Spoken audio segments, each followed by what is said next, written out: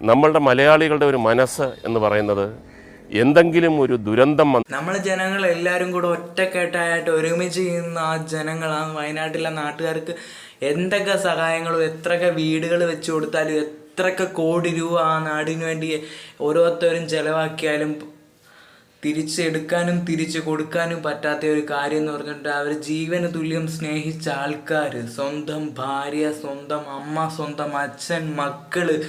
ഇവരെല്ലാം പോയിട്ട് തനിച്ച് ജീവിക്കുന്ന ഓരോ ആൾക്കാരും ഇപ്പോഴും അവിടെ ഉണ്ട്. ഇതൊന്നും അവർക്ക് പെട്ടെന്ന് ഒരിക്കലും അവർക്ക് ഇതൊന്നും മനസ്സിൽ നിന്ന് വിട്ടുപോകാൻ പറ്റത്തില്ല. അതിപ്പം എത്ര വലിയ കോടികളും എത്ര വലിയ വീടുകൾ വന്നാലും ശരി, അവർക്കൊരിക്കലും ഈ നഷ്ടങ്ങൾ ഒരിക്കലും വീട്ടാൻ ആരെക്കൊണ്ടും കഴിയില്ല. ഇത് ബാക്കിയുള്ളവർക്ക് മനസ്സിലാകുന്നത് എപ്പോഴാണെന്ന് വെച്ചിട്ടുണ്ടെങ്കിൽ മുല്ലപ്പെരിയാർ പൊട്ടുമ്പം